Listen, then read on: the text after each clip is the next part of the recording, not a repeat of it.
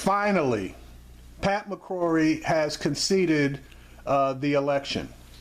And in my opinion, he knew full on that he had lost, but he was trying to use every trick in the book in order to try to invalidate the election. And then finally, and I believe this was at least 2 weeks ago, he knew that he was not going to prevail. So what he and the rest of his Republican buddies did was they decided to fundraise on this, and they pulled in a hell of a lot of money. So now that he has conceded, the money that they raised in order to fight this fight can now be used elsewhere to fight other fights. So this, in my opinion, was a plan. And you always have to be able to consider alternative plans for people doing things. Check this out. All right, folks, welcome back to News One Now on TV One. It has been 4 weeks since Election Day, and finally, North Carolina Republican Governor Pat McCrory is conceding to his Democratic challenger, Roy Cooper. This comes after McCrory alleged all sorts of nonsense, including technical glitches or voter fraud, which was never proven. 90,000 votes were still being recounted in the heavily black and Democratic stronghold of Durham County on yesterday. But with only 10% of remaining votes to count, Cooper's lead had grown to more than 10,000. McCrory taped his concession speech and posted it on YouTube. Despite continued questions that should be answered regarding the voting process, I personally believe that the majority of our citizens have spoken, and we now should do everything we can to support the 75th governor of North Carolina, Roy Cooper.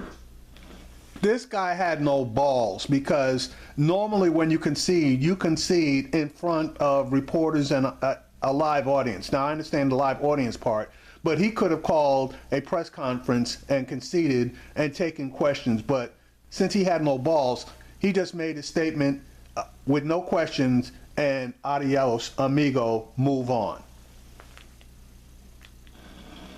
All right, folks, joining us via FaceTime from Raleigh, North Carolina is State Representative Larry Hall. Representative Hall, welcome back to News One Now.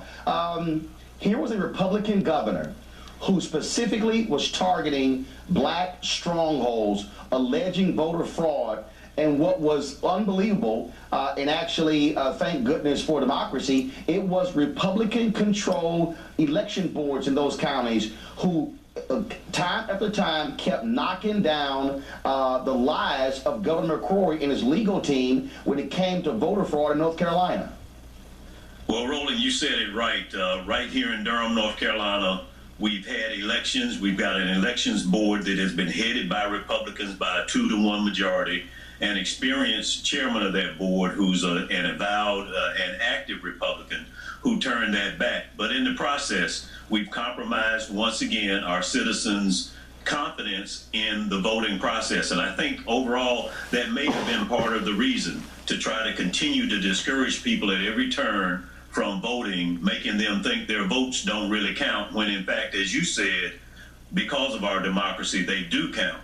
And it's really just amazing that Governor McCrory appointed every one of these elections board members himself, personally, across North Carolina, and for him to come back now and cast aspersions on their integrity as fellow party members as well is just the height of hypocrisy throughout that process. It cost us a lot of extra money.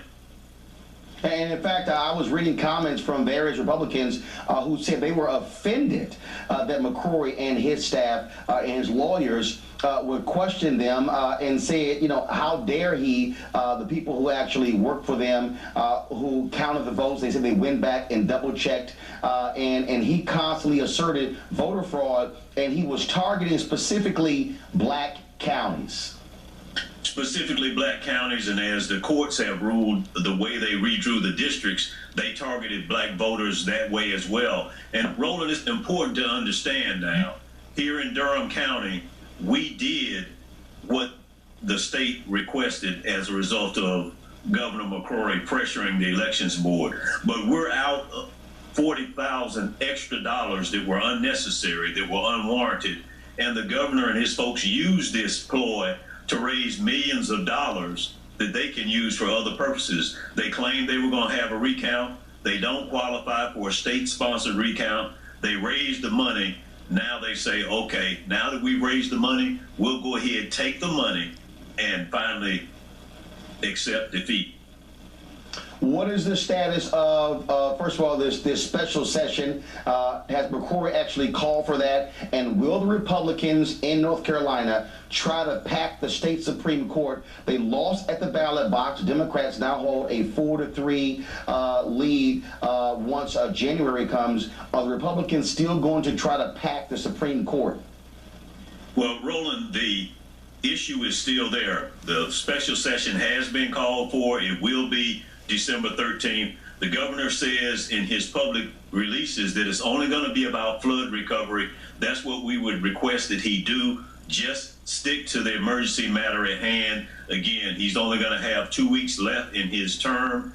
We should not be appointing new Supreme Court justices that would give an unfair advantage to new 4-year terms, as you've indicated before, not filling an open seat. So we need to stick to flood recovery, help these North Carolinians. That's what we've done in the past. We've never had a flood session where we dealt with anything other than helping our people recover from these natural disasters. That's what we should do, help North Carolinians and leave the political issues to the elections.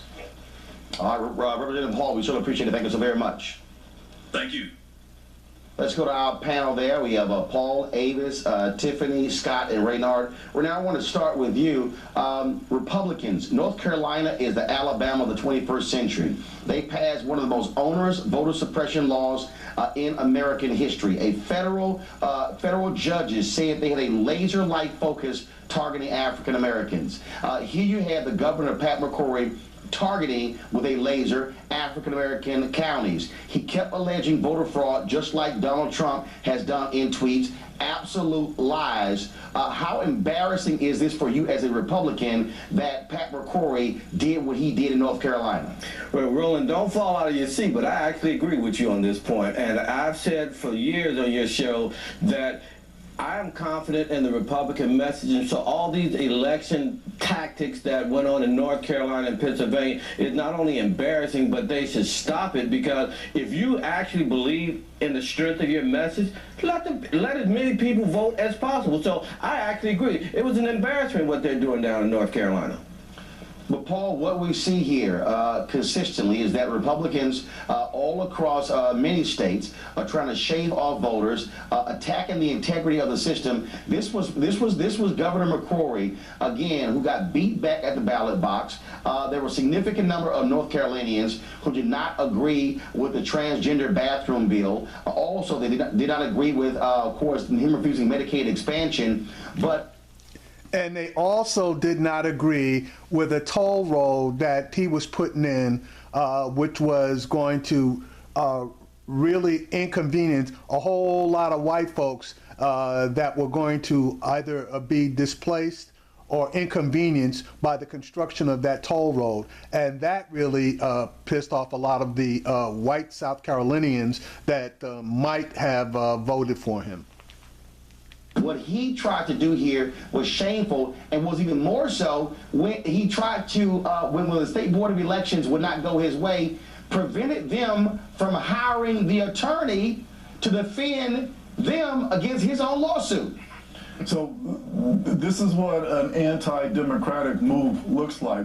This is what a rigged election looks like. So again, they're thinking strategically, so they're going to concede this one, but they're getting this money together, as your previous guest said, to fight the next battle. So again, there's a little bit of good news here in that a lot of us thought we'd never see another Democratic governor of a southern state. So again, African-American voters, the voters that Reverend Barber's coalition put together, came out in force to achieve something that's good. Again, the problem is that the good representatives of North Carolina are going to be working really hard to prevent African-Americans from ever having this kind of say again.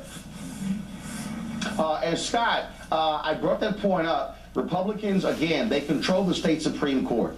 They lost at the ballot box. Democrats now hold a 4-3 majority. Now, it's not as if folks are going to rule based upon party, one would hope. But Republicans there have literally talked about in this special session adding 2 seats to the state Supreme Court, allowing McCrory to appoint those Supreme Court justices before he leaves office. How in the world are national Republicans not calling out this court-packing scheme by Republicans in North Carolina?